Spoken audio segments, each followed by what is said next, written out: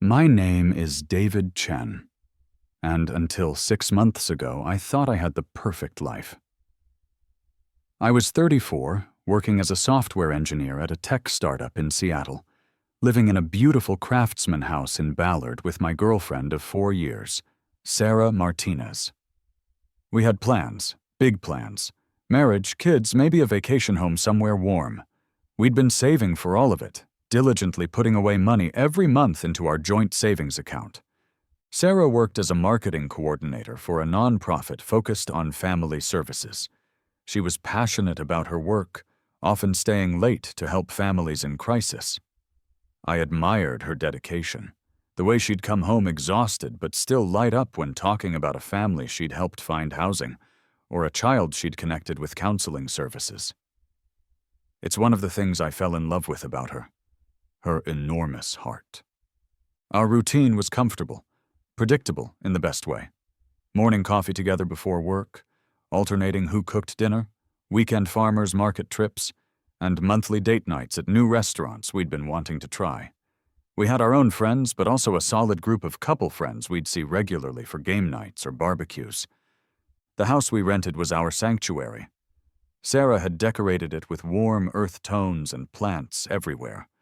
She had an incredible green thumb. The living room had built-in bookshelves that we'd filled with a mix of my programming manuals and her collection of novels and psychology texts. On Sunday mornings, we'd lounge there with the newspaper spread between us, occasionally reading interesting bits aloud to each other. Our finances were something I was particularly proud of. We'd managed to save $47,000 over the past 3 years, money we'd earmarked for a down payment on a house and our wedding. Sarah handled most of the day-to-day expenses while I managed our savings and investments. We had a system that worked, built on trust and shared goals. I should have known something was off when Sarah started becoming secretive about her phone. It began subtly, angling the screen away from me when we were watching TV together, taking calls in another room, being more protective of her privacy. But she'd always been independent, and I respected that. Trust was the foundation of our relationship. The first real red flag came on a Tuesday evening in March. I was working late in my home office when I heard Sarah on the phone in the kitchen, her voice low and urgent. I know. I'm trying to get you more, but David's been watching the account more closely lately." There was a pause. "No, he doesn't suspect anything. I'll figure something out." My fingers froze over my keyboard. A chill ran down my spine, but I told myself I was overreacting. Maybe she was talking about a surprise for me, or helping a friend with money troubles. Sarah was always generous with people in need. But the conversation continued. "Marcus, please, give me another week. I'll have at least $3,000 for you by Friday." Marcus? I didn't know any Marcus in Sarah's life. And $3,000? That was a significant amount of money. My stomach started churning as I quietly saved my work and tried to process what I'd overheard. When Sarah appeared in the doorway of my office 20 minutes later, she looked perfectly normal, smile bright, asking if I wanted tea before bed. I studied her face, looking for signs of stress or deception, but found nothing obvious. "Everything okay?" I asked, keeping my tone casual. "I thought I heard you on the phone." "Oh, that was just my sister," she said without hesitation. "You know how Maria gets dramatic about everything."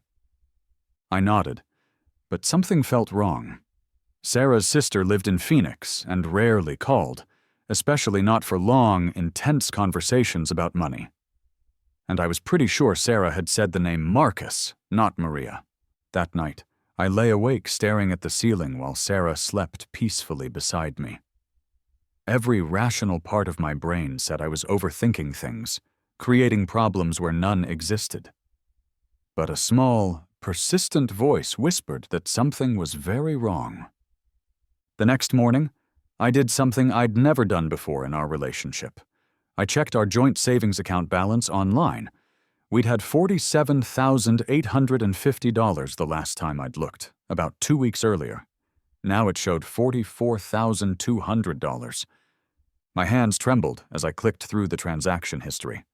There it was, a withdrawal of $3,650 on Monday. The memo line simply said family emergency. I sat back in my desk chair, my mind racing. Sarah hadn't mentioned any family emergency to me. Her parents were healthy and financially stable, and her sister Maria had a good job and supportive husband. If there had been a real emergency, why wouldn't Sarah have told me? Over the next few days, I found myself becoming hyper-vigilant about every interaction with Sarah. I listened more carefully to her phone conversations, paid attention to her comings and goings, and started checking our account balance daily. Each day brought new withdrawals, $800 here, $1,200 there. Small enough amounts that I might not notice if I wasn't looking. But they were adding up quickly. By the end of the week, we were down to $39,500. Nearly $8,000 had disappeared in less than 2 weeks. I knew I needed to confront Sarah, but I also knew I needed more information first. The rational part of me still hoped there was an innocent explanation. Maybe her family really was in crisis, and she was embarrassed to tell me the extent of it. Maybe she was planning some elaborate surprise, and these withdrawals were related to that. But the Marcus name kept bothering me. I'd never heard Sarah mention anyone named Marcus, and in 4 years together, I thought I knew all the important people in her life. That Saturday, while Sarah was at her weekly yoga class, I did something that made me feel sick with guilt. I looked through her belongings for clues. I started with her desk in our spare bedroom, carefully going through drawers and files. Most of it was exactly what I expected. Bills, work documents, printouts of articles about nonprofit management. But in the bottom drawer, underneath a stack of old magazines, I found a small notebook. The cover was nondescript, black with a simple elastic band to keep it closed. My hands shook as I opened it. The pages were filled with Sarah's handwriting, lists of dates and dollar amounts. But what made my blood run cold were the notes accompanying them. March 3rd, $2,000. Marcus needs help with Sophia's medical bills. March 10th, $1,500. Elena's school supplies and clothes. March 17th, $3,650. Behind on rent again, Marcus stressed. There were dozens of entries going back months, maybe even a year. Names I didn't recognize. Marcus, Sophia, Elena, sometimes just the kids. The amounts varied, but they were all substantial. As I flipped through the pages, a horrifying picture began to emerge. Sarah wasn't just giving money to one person. She was supporting what appeared to be an entire family, Marcus and his children. The medical bills, school expenses, rent payments, groceries, utilities. It was all there, documented in Sarah's careful handwriting. At the bottom of one page, I found something that made my heart stop entirely. Marcus is such a good father, but he's been struggling so much since the divorce. Sophia looks so much like him. She has his eyes. Elena is getting so tall she'll need new clothes again soon. I wish I could do more to help them. The way Sarah wrote about these children, with such personal knowledge and affection, suggested this wasn't just charitable giving to strangers. This was intimate, ongoing involvement in their lives. I photographed every page with my phone, my hands shaking so badly I had to take some pictures multiple times. Then, I carefully put the notebook back exactly where I'd found it, making sure everything looked undisturbed. When Sarah came home from yoga, glowing and relaxed, I could barely look at her. She asked about my day, and I mumbled something about working on a coding project. All I could think about were those notebook entries, the casual way she'd written about Marcus and his children, the thousands of dollars that had flowed out of our shared savings. That night at dinner, I couldn't help myself. "Sarah," I said, trying to keep my voice steady, "do you know anyone named Marcus?" She looked up from her salad, and for just a split second, I saw something flash across her face. Surprise? Maybe fear? But it was gone so quickly I almost thought I'd imagined it. Marcus? I don't think so. Why? I thought I heard you mention that name on the phone the other day. Oh, that might have been Maria talking about someone at her work. You know how she always has drama with her coworkers. Sarah's laugh sounded forced to my ears, but maybe I was just hyper-aware now. I nodded and changed the subject, but inside, I was screaming. She was lying to my face, and we both knew it. I couldn't sleep that night. I kept replaying every conversation, every interaction, looking for signs I'd missed. How long had this been going on? How much money had Sarah given to this Marcus and his family? And most importantly, who were they to her? The next morning, while Sarah was in the shower, I made a decision that would change everything. I was going to find out who Marcus was. I started with social media. Sarah's Facebook and Instagram accounts were mostly what I expected. Photos of us together, pictures of her work events, inspirational quotes about helping others. But as I scrolled back through months of posts, I started noticing something I'd overlooked before. There were photos from various family-friendly events around the city, parks, festivals, museums. Sarah was often with children in these photos, but I'd assumed they were kids from her work or friends' children. Looking more carefully now, I realized the same two children appeared in multiple photos over several months. A girl of maybe 7 or 8 with dark curls, and a slightly older boy with serious eyes. In one photo from a zoo visit 2 months ago, Sarah was crouched down next to the little girl, both of them laughing at something off camera. The caption read, "Such a beautiful day with my favorite people." At the time, I'd thought it was sweet that Sarah was spending time with kids from her work programs. Now, studying the photo more carefully, I noticed a man's hand visible at the edge of the frame, holding what looked like a cotton candy. My stomach clenched as I realized Sarah had cropped someone out of this photo, someone who had been standing close enough to be holding treats for the children.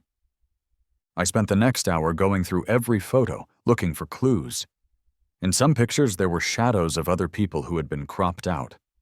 In others, Sarah was clearly looking at someone off camera with an expression I'd never seen before, tender, intimate, loving in a way that made my chest hurt.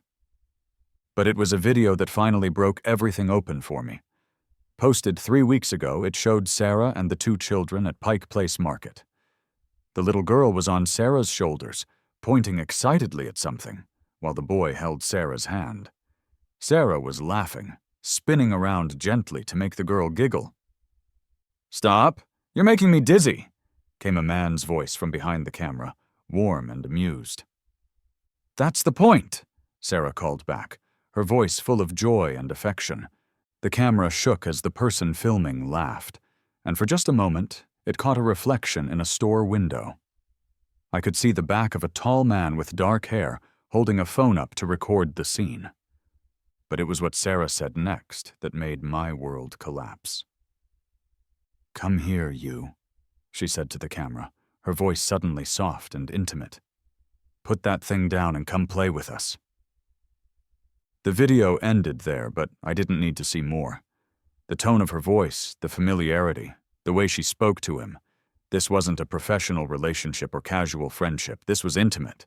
This was love. I sat staring at my phone for a long time, trying to process what I'd discovered. Sarah wasn't just giving money to help a struggling single father. She was involved with him, emotionally and probably romantically. These children weren't just beneficiaries of her charity. They were part of her life, part of a secret life she'd been living parallel to ours. When Sarah came out of the bathroom, hair wrapped in a towel and humming cheerfully, I felt like I was looking at a stranger. "I'm going to run some errands," I said, grabbing my keys.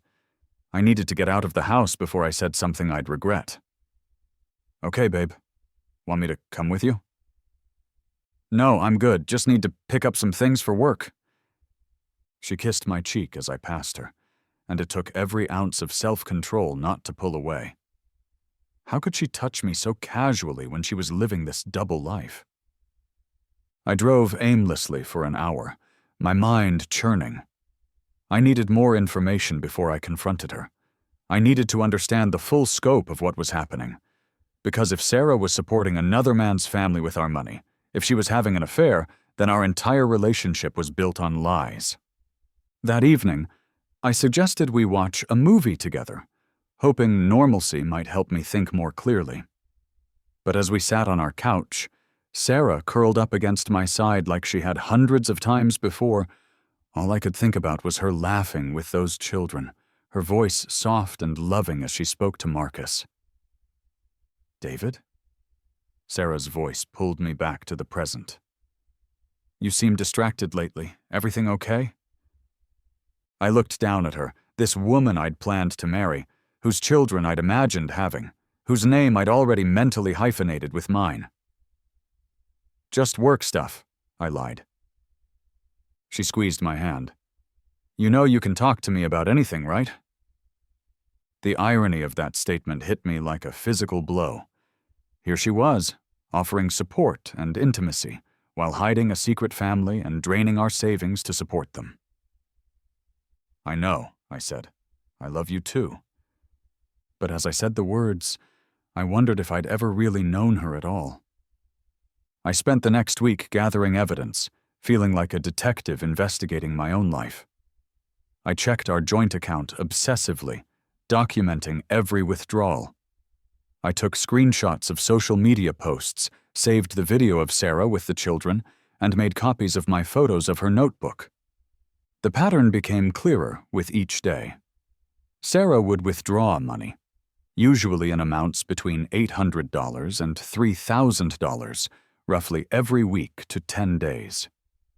Sometimes there would be 2 withdrawals close together, like when someone had multiple urgent needs. Our savings, which had taken us 3 years to build, was disappearing at an alarming rate. But worse than the money was the emotional betrayal. The more I watched Sarah interact with me, the more I could see the performance of it.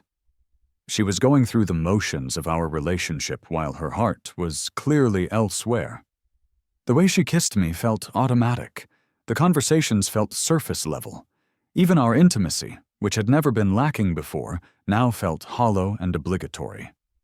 I found myself studying her face when she thought I wasn't looking, trying to see if there were signs of guilt or conflict. Sometimes I caught her staring out the window with a distant expression, and I wondered if she was thinking about Marcus and the children. Was she counting down the hours until she could see them again? The breaking point came on a Friday evening. I'd decided I was going to confront Sarah that weekend, but she forced my hand by coming home with devastating news about our finances. "David, we need to talk," she said as soon as she walked in the door. Her face was serious, worried. "I just got off the phone with the wedding venue." My stomach dropped. We'd been planning our wedding for 8 months, scheduled for the following October. We'd put down a deposit and had been making payments according to our contract. "They said we missed last month's payment," Sarah continued, "and if we don't pay what we owe plus a late fee by Monday, they're going to cancel our date and keep what we've already paid." I stared at her, incredulous. "What are you talking about? I thought you were handling the wedding payments." I was, but she sat down heavily on our couch, putting her head in her hands. "David, we're having some money troubles. I didn't want to worry you, but my hours got cut at work, and I've been struggling to keep up with all our expenses." The lie was so blatant, so insulting, that I felt something snap inside me. Sarah's hours hadn't been cut. If anything, she'd been working more lately, though now I suspected much of that extra work involved spending time with Marcus and his family. "How much do we owe?" I asked, keeping my voice level. $3,500 for the missed payment plus a $500 late fee. $4,000. I thought about our savings account, which had dwindled to under $30,000. I thought about the notebook full of payments to Marcus and his children. I thought about the video of Sarah spinning around with a little girl on her shoulders, while another man filmed them with love and amusement. "Sarah," I said quietly, "I think you should check our savings account. She looked up at me, and I saw fear flash across her face. What do you mean? I mean, I think you should log in and check the balance. David, I know things are tight, but check the balance. With shaking hands, she pulled out her phone and navigated to our bank's website. I watched her face as the number loaded, saw the exact moment when the reality hit her. All the color drained from her cheeks. I can explain, she whispered. I'm sure you can. But first, why don't you tell me who Marcus is? Sarah's phone clattered to the floor. The silence stretched between us, heavy and poisonous. For a moment I thought she might try to deny it, to continue the charade. But something in my expression must have told her the game was over. How long have you known? She asked, her voice barely audible. Does it matter? The question is, how long has this been going on? Sarah stood up abruptly, pacing to the window and back. It's not what you think. Really? Because what I think is that you've been having an affair with a man named Marcus, supporting him and his children with our money. Money we saved for our future together, while lying to my face every single day. I'm not having an affair. The words exploded out of her, desperate and raw. David, please let me explain.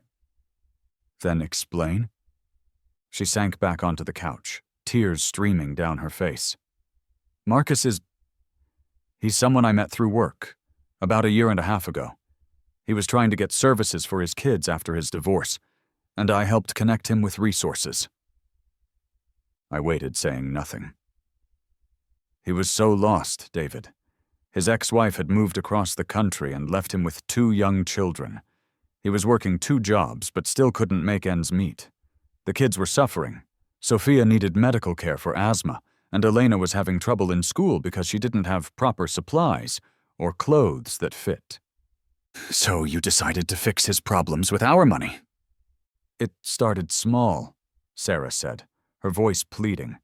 Just 100 here and there to help with groceries or medication. But then his rent went up, and he got laid off from one of his jobs, and you fell in love with him.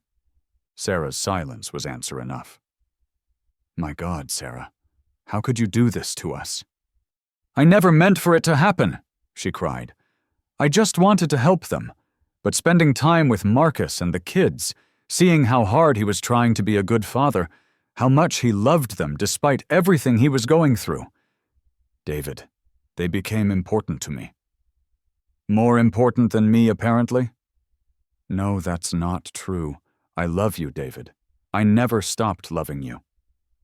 But you love him too. Another silence. How much? I asked. How much of our money have you given them? Sarah wiped her eyes with the back of her hand. I don't know exactly. Maybe 20,000 over the past year? The number hit me like a physical blow. $20,000. Nearly half of everything we'd saved together. Money that had represented our dreams and our future. $20,000, I repeated. Money for our house, our wedding, our life together.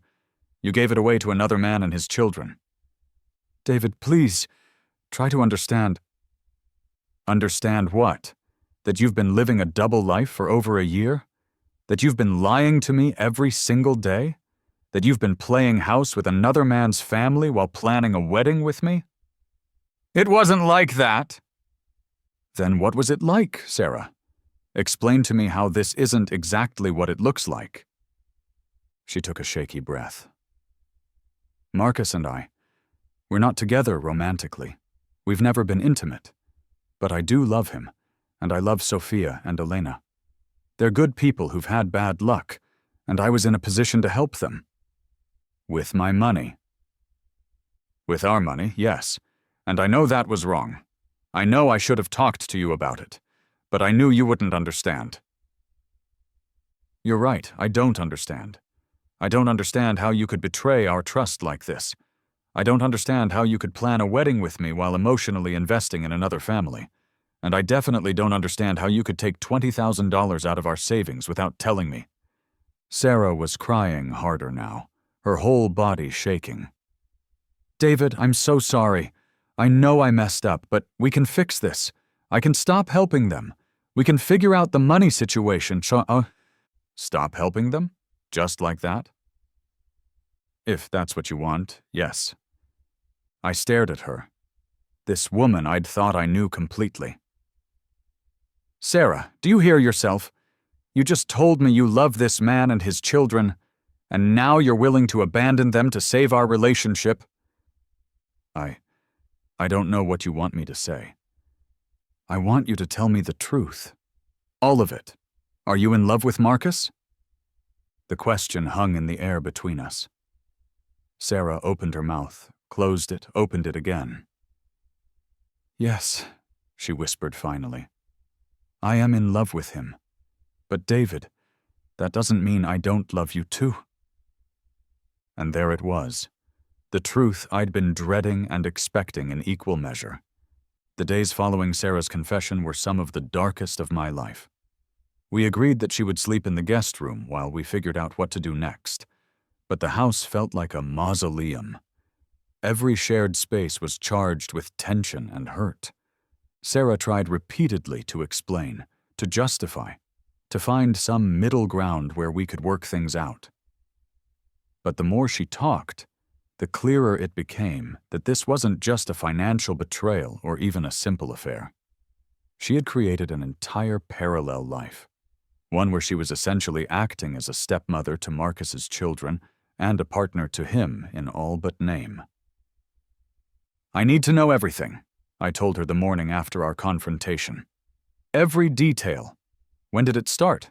How often do you see them? What exactly is your relationship with Marcus?" Sarah sat across from me at our kitchen table, the same table where we'd eaten hundreds of meals together, planned our future, dreamed our shared dreams.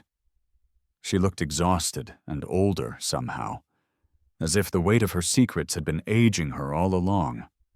"I met Marcus in July of last year," she began. "He came to our office because his daughter Sophia was having severe asthma attacks, and he couldn't afford her medication. His insurance had lapsed when he lost his job, and the prescriptions were over $300 a month." "So you paid for them?" "Not at first. I helped him apply for assistance programs, connected him with a clinic that offers sliding scale payments, but the process was taking weeks, and Sophia was getting worse. She ended up in the emergency room twice because she couldn't breathe."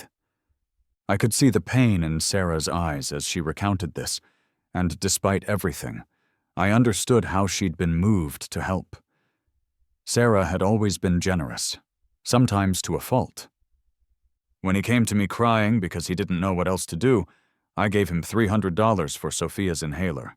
I told myself it was a one-time thing. But it wasn't. No, because then Elena started the school year, and she didn't have proper clothes or supplies. She was being teased by other kids because her shoes had holes, and her backpack was falling apart. Marcus was working 16-hour days between 2 jobs, but it still wasn't enough." Sarah's voice became softer, more distant, as she continued. "I started visiting them, just to check on how things were going. Their apartment was this tiny one-bedroom place where Marcus slept on the couch so the girls could have the bedroom. There was never enough food in the refrigerator, and the heat got turned off twice because he couldn't pay the bills." "When did you fall in love with him?" The question made Sarah flinch, but she answered. "I don't know exactly. It was gradual. He's incredibly dedicated to his children. He never complains, never gives up, even when everything seems hopeless.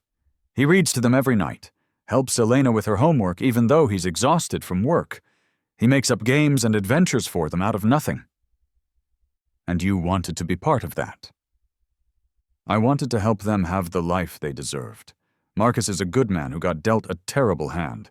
His ex-wife left him because she said she wasn't ready for the responsibility of children. She moved to Los Angeles and hasn't spoken to the girls in over a year." As Sarah talked, I found myself caught between rage and a terrible understanding. The story she was telling wasn't one of simple greed or selfishness. It was about a man trying to raise 2 children alone, and a woman who'd gotten emotionally invested in helping them. But that didn't excuse what she'd done to us. How often do you see them? 2 or 3 times a week. Sometimes I pick the girls up from school when Marcus is working late. Sometimes we go to parks or museums on weekends. I've been helping Elena with her reading. On weekends, when you told me you were working or with friends. Sarah nodded miserably. I know how it sounds, David, but I never meant to hurt you. I kept thinking I could help them get stable and then step back, but there was always another crisis. And Marcus? What's his relationship with you? He's grateful, and yes, I think he has feelings for me, but we've never acted on them. We've never even talked about them directly. Because you were with me. Because the situation is complicated enough without adding that layer. I leaned back in my chair, trying to process everything she'd told me. Sarah, do you realize what you've done? You've essentially been living as a family with them while maintaining a relationship with me. You've been using our money to support them while lying to me about where it was going. You've been making plans for our future while investing emotionally in theirs. I know it was wrong. It wasn't just wrong, Sarah. It was cruel. To me, and honestly, to them too. What did you think was going to happen? That you could keep this up indefinitely? That Marcus and his children wouldn't develop expectations about your role in their lives? For the first time, Sarah looked truly stricken. I didn't think that far ahead. I was just trying to help. By playing house with another man's family while planning to marry me? Don't say it like that. How should I say it? Because that's exactly what happened. We sat in silence for several minutes. Finally, Sarah spoke again, her voice small and uncertain. What do you want me to do now? It was a fair question, and one I'd been wrestling with since her confession. Part of me wanted to throw her out immediately, to end our relationship as cleanly and quickly as possible. But another part of me, the part that had loved her for 4 years, wanted to find a way to repair the damage. I want you to stop seeing them, I said finally. Sarah's head snapped up. David, I can't just abandon them. Sophia's medication alone costs. I don't care what it costs. If you want any chance of salvaging our relationship, you need to end your involvement with Marcus and his children completely. But they depend on me. Then they need to find another way to depend on someone else. Marcus is an adult, Sarah. He was managing before you came along, and he'll manage after you're gone. Elena's been struggling in school. I'm the only stable adult female in her life. Stop. I held up a hand. Just stop. Do you hear yourself? You're talking about these children like they're yours, but they're not. They have a father, and it's his job to figure out how to provide for them, not yours. So I should just cut them off, stop helping them, let Sophia go without her medication? If necessary, yes. The look Sarah gave me was one of horror and disappointment, as if I'd revealed myself to be a monster. I can't believe you're asking me to do that. I can't believe you think you have a choice. David, these are real people with real needs. Sophia is 8 years old and has severe asthma. Elena is 10 and still has nightmares about her mother leaving. I can't just walk away from them. You should have thought about that before you got involved. I'm not a machine, David. I can't just turn off my feelings for them. But you could turn off your honesty with me? That stopped her cold. We stared at each other across the table, and I could see the moment when she realized the impossible position she'd put herself in. She'd made commitments and developed relationships that were fundamentally incompatible with each other. I need time to figure this out, she said finally.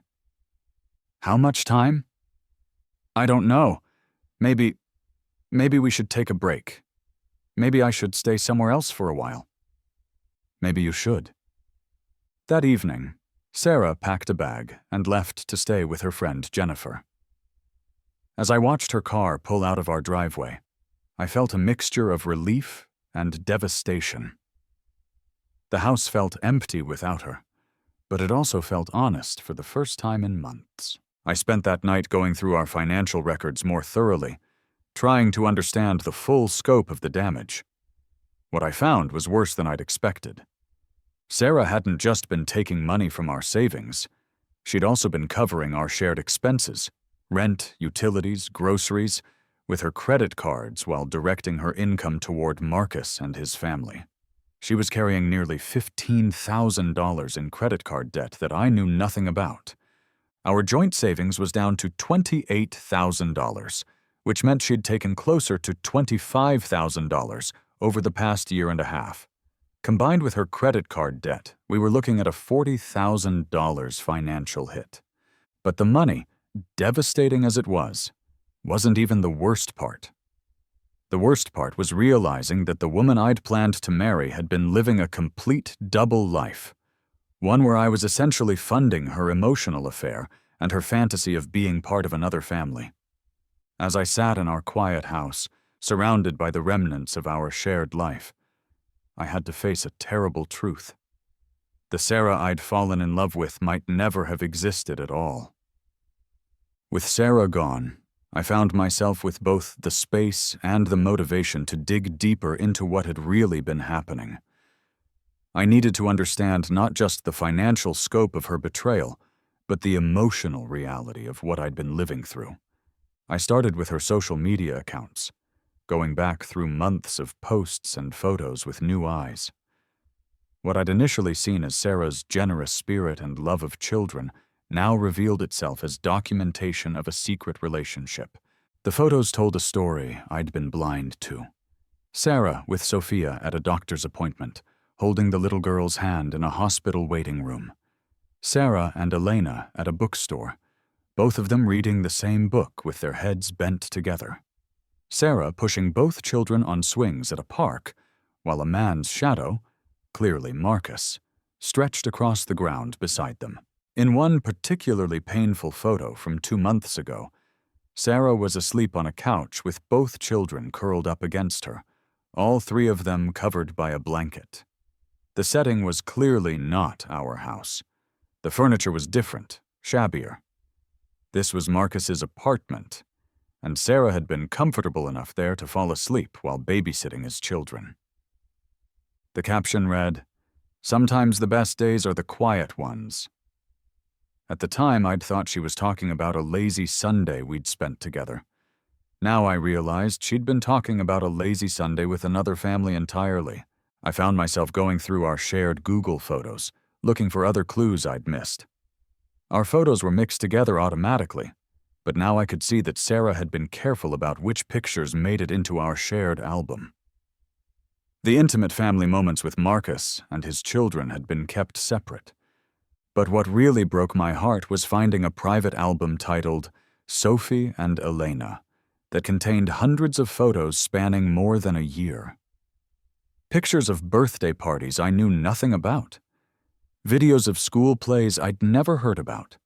Screenshots of text conversations with Marcus about the children's schedules, their needs, their achievements. In one video, Elena was reading aloud from a book, stumbling over difficult words. Sarah's voice could be heard gently correcting her, encouraging her. "That's right, sweetie. You're getting so good at this." In another, Sophia was showing Sarah a drawing she'd made, a stick figure family with 4 people holding hands. "This is you, and this is Daddy, and this is me and Elena," Sophia explained. "We're at the zoo." Sarah had been keeping this album like any parent would, documenting the lives of children she cared about. The level of involvement was staggering. I also found evidence of just how integrated Sarah had become in their daily lives.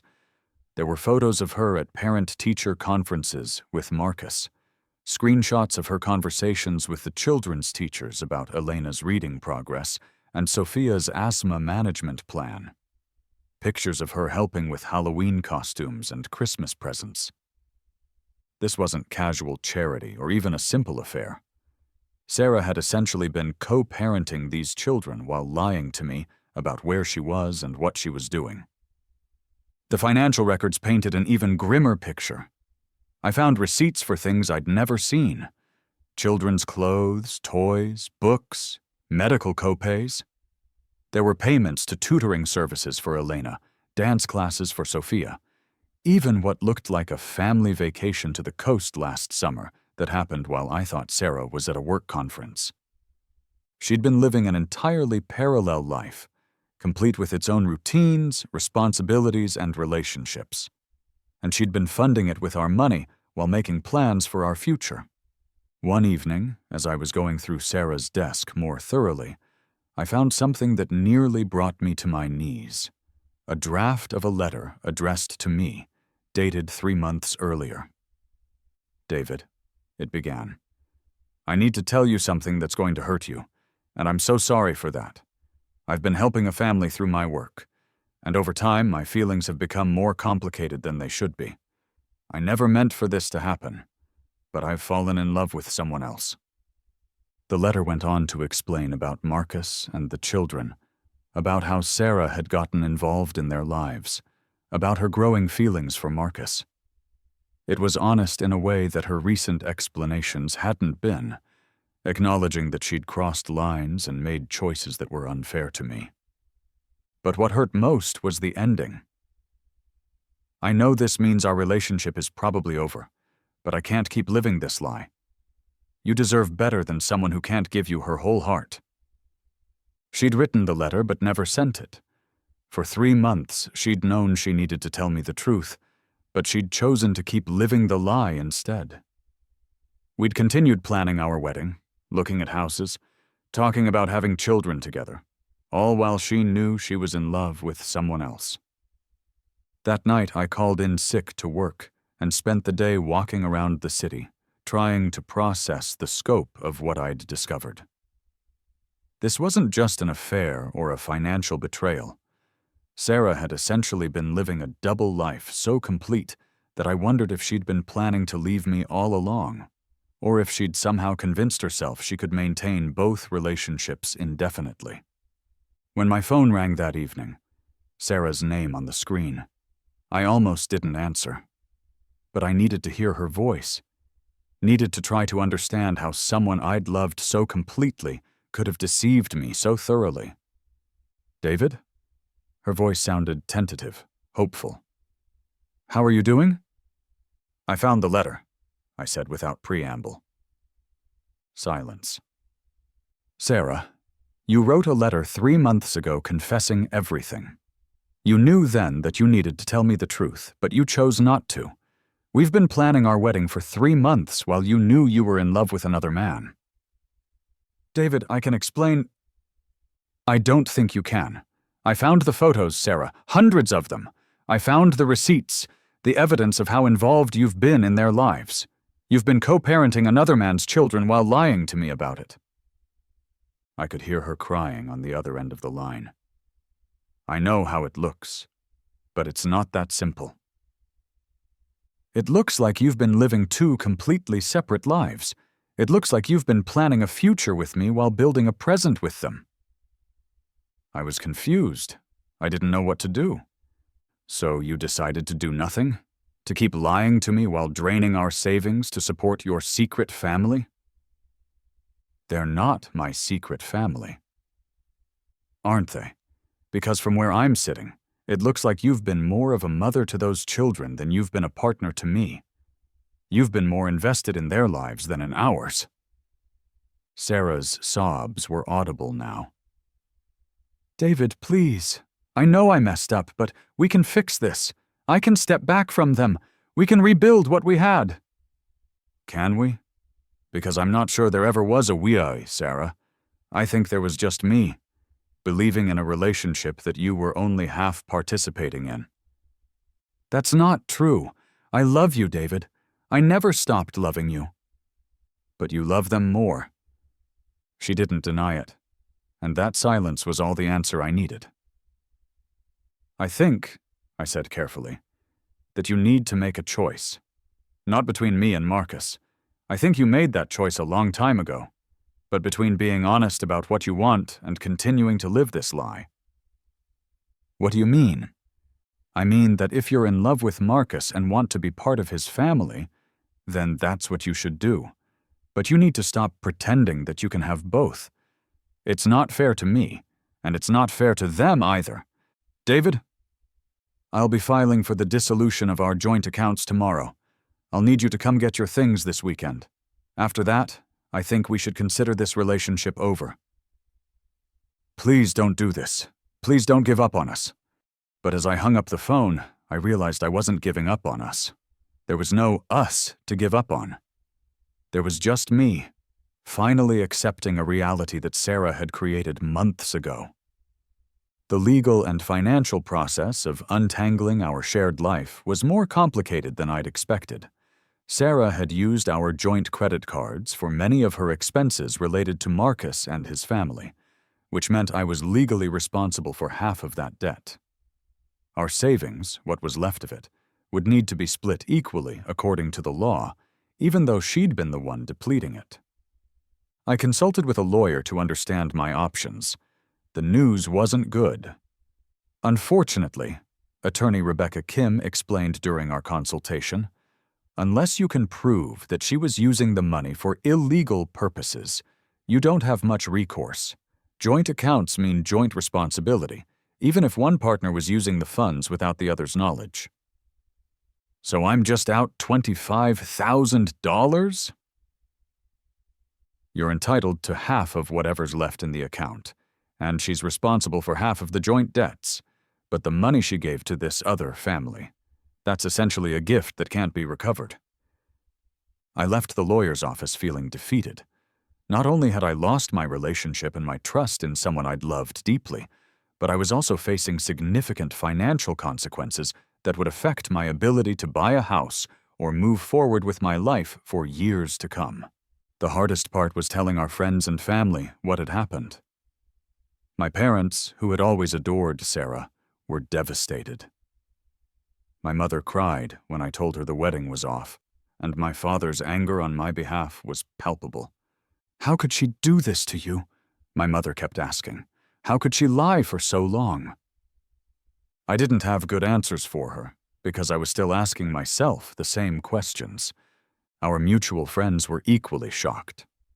Most of them had no idea anything was wrong in our relationship. To them, we'd seemed like the ideal couple, stable, committed, working toward shared goals. The revelation that Sarah had been leading a double life was as surprising to them as it had been to me. Some friends tried to stay neutral, suggesting that maybe Sarah and I could work things out with counseling. But I found myself becoming frustrated with these well-meaning attempts at mediation. They didn't understand the scope of the betrayal, the depth of the deception, or the reality that Sarah was in love with someone else. Sarah, meanwhile, was staying with various friends and trying to convince me to give our relationship another chance. She sent long emails explaining her state of mind, apologizing for her choices, and promising to end her involvement with Marcus and his family if I would take her back. But her promises felt hollow now. I'd seen the photos of her with those children, heard the love in her voice when she talked about them. Even if she did cut ties with them for my sake, how could I ever trust that she wouldn't resent me for forcing her to abandon people she clearly cared about deeply? More importantly, how could I ever trust her again at all? 2 weeks after Sarah moved out, I was working late in my home office when my doorbell rang. It was nearly 9 p.m., and I wasn't expecting anyone. When I opened the door, I found myself face to face with a tall man with dark hair and tired eyes. I knew immediately who he was. "David?" he asked. "I'm Marcus Rivera. I think we need to talk." For a moment, I considered closing the door in his face. I didn't owe this man anything, and seeing him in person, the man Sarah had fallen in love with, the father of the children she'd been supporting with our money, felt like salt in an open wound. But curiosity won out. I stepped aside and let him in. Marcus looked around our living room, taking in the photos of Sarah and me, the life we'd built together. His expression was pained, uncomfortable. "I'm sorry to show up like this," he said. "But Sarah told me what happened, and I felt like I needed to apologize to you personally." "Apologize for what?" "For my part in destroying your relationship, for taking money that belonged to both of you, for letting Sarah get so involved in our lives without thinking about what it meant for her relationship with you." I gestured for him to sit down, still not sure what I hoped to gain from this conversation. "I want you to know," Marcus continued, "that I never asked Sarah to give us money. The first time she offered to help with Sophia's medication, I tried to refuse, but she insisted, and when your daughter is struggling to breathe—" He trailed off, running his hands through his hair. "How long have you been in love with her?" I asked bluntly. Marcus looked startled by the question, then resigned. "Honestly, probably from the beginning. Sarah saved my family when we were at our lowest point. She didn't just give us money, she gave us hope. She showed up for my kids in ways that no one else ever had." "Including their mother?" "Especially their mother. Carmen left when the girls were 6 and 8. She said she couldn't handle the responsibility, that she needed to find herself. Sarah stepped into that void and became the stable female presence Elena and Sophia desperately needed."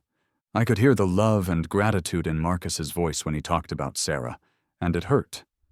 But I could also hear genuine regret. "I know this situation is my fault," he continued. "I should have maintained better boundaries. I should have insisted Sarah talk to you about helping us. I should have stopped accepting her help when I realized my feelings were getting complicated." "Why didn't you—" Marcus was quiet for a long moment. "Because I was desperate. Because my kids were happy for the first time since their mother left. Because Sarah made our lives better in every possible way. And I was selfish enough to want to keep that, even when I knew it was wrong." "Are you in love with her?" "Yes, but, David, you need to know that Sarah never betrayed you physically. We've never even kissed. We've never talked about our feelings directly. The closest we've come to acknowledging anything romantic between us was the way we looked at each other sometimes." "That doesn't make it less of a betrayal." "No, it doesn't. And I'm here because I want to make this right, somehow." "What did you have in mind?" Marcus pulled an envelope from his jacket pocket and placed it on our coffee table. "That's every receipt I could find for money Sarah gave us, along with estimates for things I couldn't document exactly. It comes to about $22,000.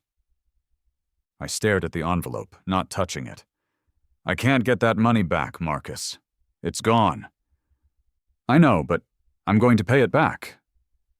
"All of it. I've already talked to a credit counselor about setting up a payment plan. It'll take me years, probably 5 or 6, but I'll pay back every penny with interest." "You don't have to do that." "Yes, I do. That money was meant for your future with Sarah, not for my family's survival. Taking it was wrong, even if I didn't ask for it." Marcus reached into his other pocket and pulled out a second envelope. "And this is a letter from me to Sarah, telling her that she can't be part of our lives anymore." That surprised me. "What do you mean?" "I mean that Sarah has to choose, and that choice can't include us as an option. My kids have gotten too attached to her, and she's gotten too attached to them. It's not fair to you, and it's not fair to them either. They need stability, not the emotional chaos of being caught between 2 men who both care about the woman they've come to see as a mother figure." I picked up the second envelope, noting that it was already sealed. "You're really going to cut her out of your children's lives?" "I have to. Elena has been asking when Sarah is coming back, when we're all going to go to the park again.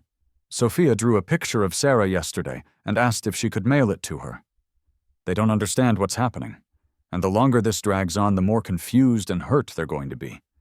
Marcus stood up, his decision clearly final. "Sarah told me she offered to stop seeing us if you would take her back. But that's not a real choice, David.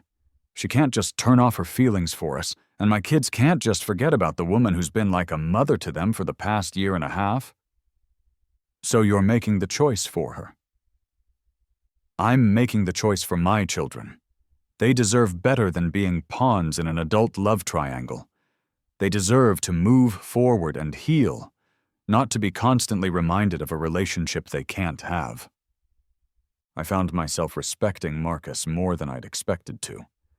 Whatever mistakes he'd made, he was putting his children's needs first now. What about Sarah? What if she doesn't accept your decision? Then I'll have to be stronger than I've been before. I'll have to prioritize my kids' emotional health over my own feelings. Marcus moved toward the door, then turned back. David, I know you probably hate me, and I understand that. But I want you to know that Sarah is a good person who made bad choices. She never meant to hurt you.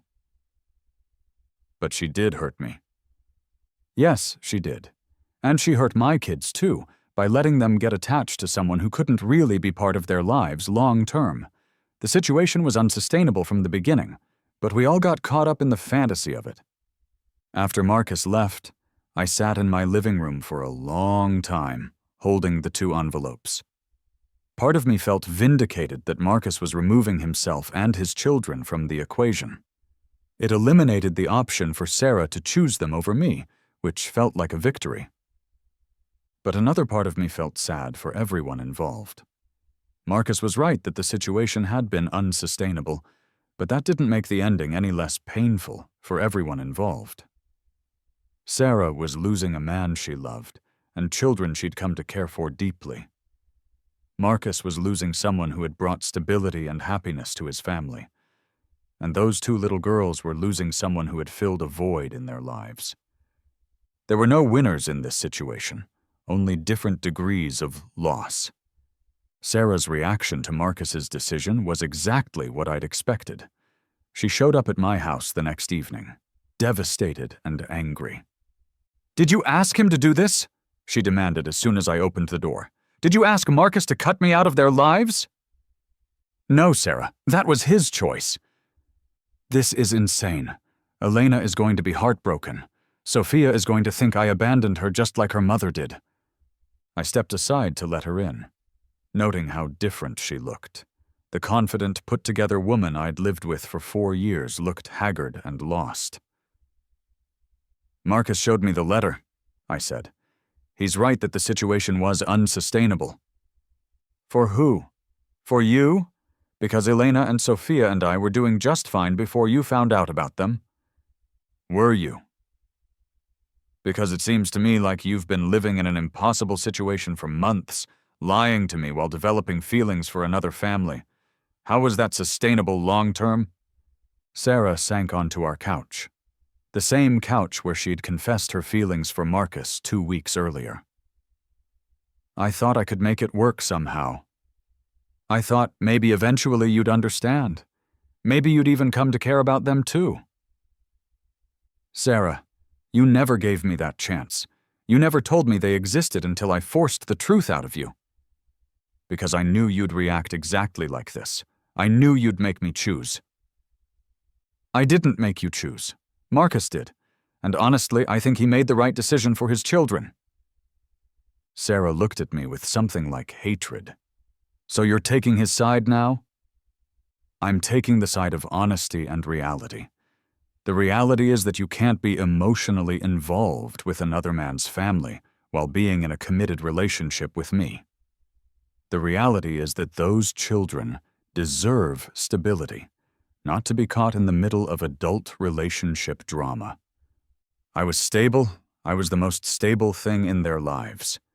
While lying to your partner about where you were and what you were doing, while using our shared money to support them, while falling in love with their father. That's not stability, Sarah. That's chaos disguised as charity." She started crying then, the deep, body-shaking sobs of someone whose world was falling apart. Despite everything she'd done, despite all the lies and betrayal, part of me wanted to comfort her. I'd loved this woman for 4 years. Seeing her in pain still affected me. But I stayed where I was, on the other side of the room, because I knew that comforting her would just confuse things further. "I don't know how to live without them," she said through her tears. "Elena has been struggling with reading, and I was helping her. Sophia's asthma gets worse when she's stressed, and she's going to be so confused about why I'm not coming around anymore." "They'll be okay, Sarah. Marcus loves them and he'll take care of them." "But they need me." "No, they need stability and honesty. They need adults who can commit to being in their lives long-term without complications. You couldn't provide that because you were already committed to someone else." "I was committed to you, but I also cared about them. Why does it have to be all or nothing?" "Because that's how relationships work. Because love isn't just a feeling, it's a choice and a commitment. And you can't commit fully to multiple people at the same time." Sarah wiped her eyes, looking at me with a mixture of sadness and defiance. "So what now? Marcus won't see me and you won't take me back. I've lost everyone I care about. You have other friends and family. You have your work. You have a life beyond Marcus and me. But I don't have the people I love most." The simple honesty of that statement hit me hard. Sarah had made terrible choices, but her pain was real and profound. "Sarah," I said gently, "I think you need to talk to someone. A therapist, I mean. This situation, the way you handled it, I think you need help figuring out why you made the choices you did." "You think I'm crazy?" "I think you got caught up in something that felt right emotionally, but was wrong practically and ethically. I think you need help understanding how to make better choices in the future." She nodded slowly. "Maybe you're right." We sat in silence for a few minutes, the weight of our ended relationship settling between us. "David," Sarah said finally, "do you think you'll ever be able to forgive me?" I considered the question carefully. "I think I'll forgive you eventually, because holding on to anger would hurt me more than it would hurt you. But I don't think I'll ever understand how you could lie to me for so long. I don't think I'll ever understand how you could plan our future while investing emotionally in someone else's." "I didn't mean for it to happen." "But it did happen. And when it did, you chose to lie rather than tell me the truth. That choice, more than the feelings themselves, is what ended our relationship." Sarah stood up, gathering her purse and jacket. "I'll come get the rest of my things this weekend." "Okay." She walked to the door, then turned back one more time. "For what it's worth, David, I really did love you. I still do." "I know, but love isn't enough when it's not paired with honesty and commitment." After she left, I sat in my house now, not ours, and tried to process everything that had happened. In the span of a month, I'd gone from planning a wedding and a future with someone I thought I knew completely, to being alone and financially devastated by her choices. But for the first time since I'd discovered Sarah's deception, I felt something like peace. The truth was finally out in the open. The lies were over. The impossible situation had been resolved, even if not in the way anyone had hoped. I thought about Marcus's promise to pay back the money Sarah had given his family. It would take him years, and I wasn't even sure I wanted to accept payments from him. The money wasn't really the point anymore. What mattered was that he'd recognized the wrongness of the situation and was trying to make amends. I thought about Sarah and how difficult the next few months would be for her. She was losing the man she loved and the children she'd come to care for, all while dealing with the knowledge that her choices had hurt multiple people. I hoped she would get the help I'd suggested, that she'd learn to make better choices in future relationships. And I thought about Elena and Sophia, two little girls who were about to lose another important adult from their lives. I hoped Marcus was right that protecting them from further emotional chaos was worth the short-term pain of Sarah's absence.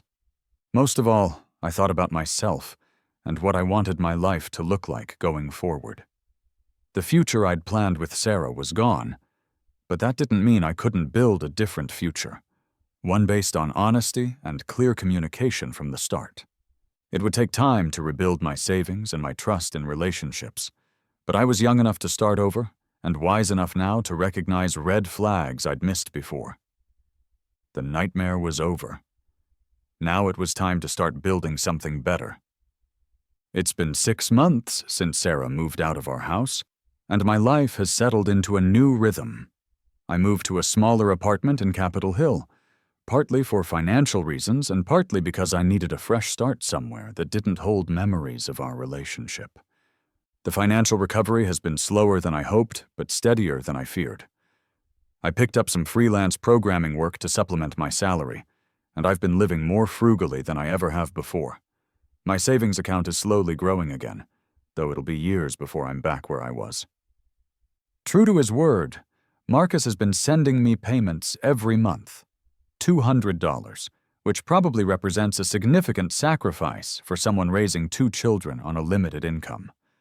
I've been putting the money into a separate account, still not sure whether I want to keep it or return it to him when his children are older. His persistence in making the payments has impressed me, though. It shows character. I haven't seen Sarah since the day she came to get her remaining belongings. Through mutual friends, I've heard that she's been in therapy and is doing better. She moved back in with her parents temporarily while she figures out her next steps. I hope she's finding the help she needs to understand her choices and make better ones in the future. Dating has been challenging. I've been on a few dates, but I find myself being hyper-vigilant about potential red flags. When someone is vague about their plans or protective of their phone, I immediately feel anxious. When someone mentions helping friends or family, I find myself wondering if there's more to the story. My therapist, yes, I started seeing one too, says this hypervigilance is normal after such a significant betrayal, but that it should fade with time and positive experiences. She's helping me learn to trust my instincts while not letting Sarah's deception poison my ability to trust anyone else. The hardest part has been letting go of the future I'd planned. Sarah and I had talked about having children, and I'd been looking forward to being a father. We'd planned to buy a house with a yard, maybe get a dog. We'd talked about taking trips to Europe and Asia, about growing old together. All of those dreams died with our relationship, and grieving them has been more difficult than I expected. It's not just about losing Sarah. It's about losing the entire life we'd imagined together. But I'm also discovering new possibilities. Without the constraint of planning everything with another person, I've been more spontaneous and adventurous. I took a solo camping trip to Olympic National Park last month, something Sarah never would have enjoyed. I've been learning to cook more elaborate meals, taking rock climbing classes, and reading books Sarah wouldn't have been interested in. I'm also learning to be alone without being lonely.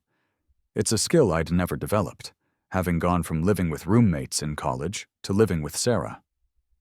There's something peaceful about coming home to a space that's entirely mine, where I can be completely myself, without consideration for anyone else's preferences or needs. 3 months ago, I got a letter from Marcus that I wasn't expecting. It was short and to the point. David, I wanted you to know that Elena and Sophia are doing well. Elena's reading has improved dramatically with the help of a tutor we found through the school, and Sophia's asthma is well controlled with her medication. They ask about Sarah sometimes, but less frequently than before. I think we made the right decision for everyone involved. Thank you for handling this situation with more grace than I probably deserved. Marcus. The letter gave me closure I hadn't realized I needed. It confirmed that the children were thriving without Sarah's involvement, which validated the difficult decision Marcus had made to cut ties with her. Last week, I ran into Sarah at a coffee shop in Fremont. It was awkward at first, we hadn't spoken in months, but we ended up talking for about 20 minutes. She looked healthier than the last time I'd seen her, more centered. She told me about her therapy and her plans to eventually move to Portland for a fresh start. I've learned a lot about myself, she said, about why I make the choices I make, and how to be more honest about my feelings before they become complicated.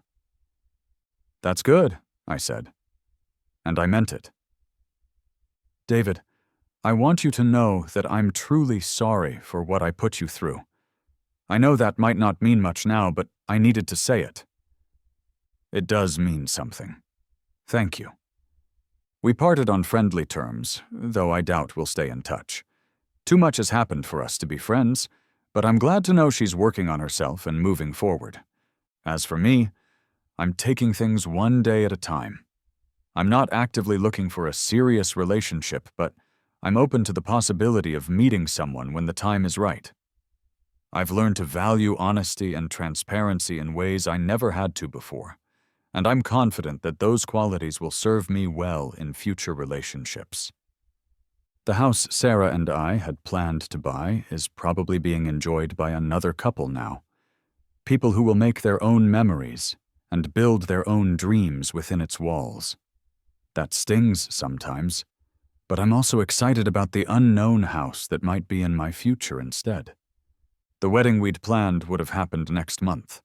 Instead, I'll be taking a solo trip to Iceland, a place I've always wanted to visit but that Sarah had no interest in seeing. It feels like a fitting way to mark what would have been our wedding date, not with sadness for what might have been, but with excitement for what still might be. I've learned that trust, once broken, is incredibly difficult to rebuild, but I've also learned that betrayal, devastating as it is, doesn't have to define your future. Sarah's choices revealed the end of one chapter of my life, but they also revealed the beginning of another. The savings account is growing again. The dreams are forming again.